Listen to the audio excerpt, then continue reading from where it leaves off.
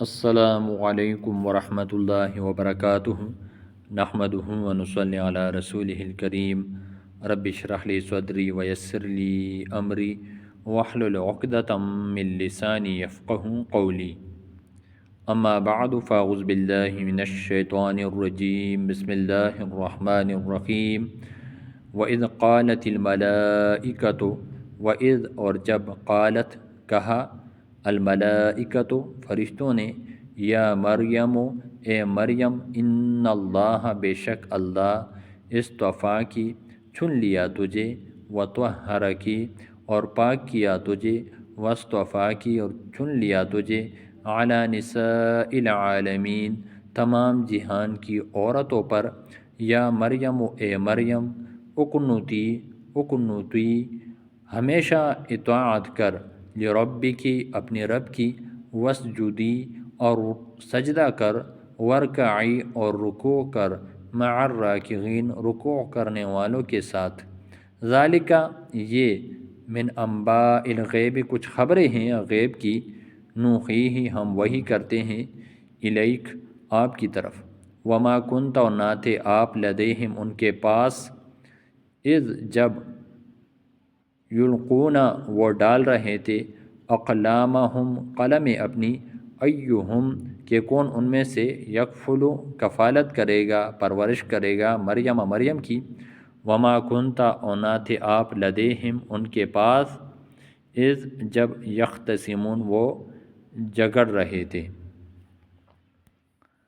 اس آیت مبارک میں اللہ جل شانہ فرما رہے ہیں کہ وہ وقت بھی یاد کرنے کے قابل ہے جب کہ فرشتوں نے حضرت مریم علیہ السلام سے کہا اے مریم بے شک اللہ تعالیٰ نے منتخب یعنی مقبول فرمایا ہے اور تمام ناپسندیدہ افعال و اخلاق سے آپ کو پاک کر دیا ہے، اور مقبول فرمانا کچھ ایک دو عورتوں کے اعتبار سے نہیں بلکہ اس زمانے کی تمام عورتوں کے مقابلے میں منتخب فرمایا۔ اور فرشتوں نے یہ بھی کہا کہ مریم اطاعت کرتی رہو اپنی پروردگار کی اور سجدہ یعنی نماز ادا کیا کرو اور نماز میں رکوع بھی کیا کرو۔ اور اس طرح یہاں پر ایک اور بات قابل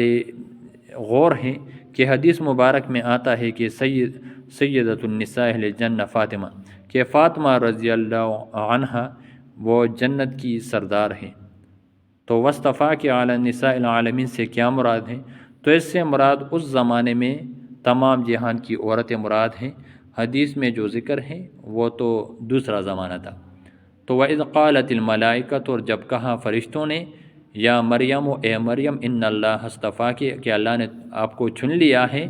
وطہر کی اور آپ کو پاک کیا ہے واصطفیٰ کہ علی نساء العالمین اور آپ کو تمام جہان کی عورتوں پر چن لیا ہے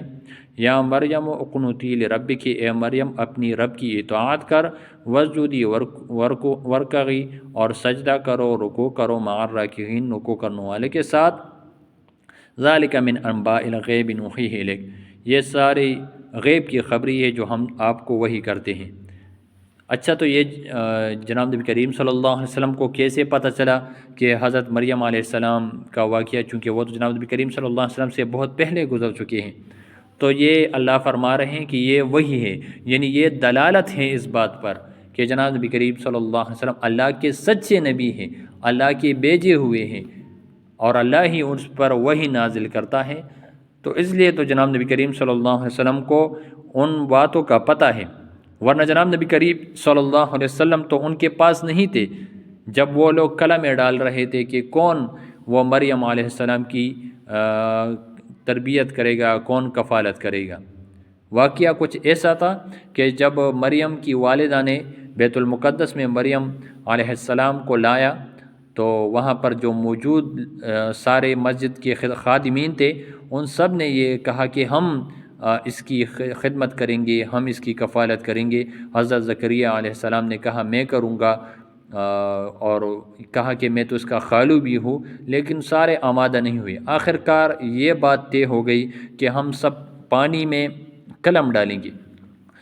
جس کا قلم وہ پانی کے الٹے سیٹ پر چلنے لگا وہ ہی اس کی کفالت کرے گا۔ تو جب قلموں کو ڈالا گیا تو زکریا علیہ السلام کی قلم وہ الٹے سیٹ پر چلنے لگی، تو پھر زکریا علیہ السلام کے بارے میں فیصلہ کیا گیا کہ یہ مریم علیہ السلام کی کفالت کریں گے۔ تو یہ جناب نبی کریم صلی اللہ علیہ وسلم تو وہاں پر موجود نہیں تھے، تو ان کو کیسے پتہ چلا؟ تو پتہ چلا کہ جناب نبی کریم صلی اللہ علیہ وسلم کے پاس وحی آتی ہے، غیب کی خبریں ان کو اللہ دیتا ہے۔ تو ذالک من انباء الغیب نوحیہ الیک، یہ ساری غیب کی خبریں ہیں، ہم وحی کرتے ہیں آپ کی طرف۔ وما کنت لدیہم، آپ ان کے پاس نہیں تھے، اذ یلقون اقلامہم، یہ کہ وہ ڈال رہے تھے قلمیں اپنی، ایہم یکفل مریم، کہ کون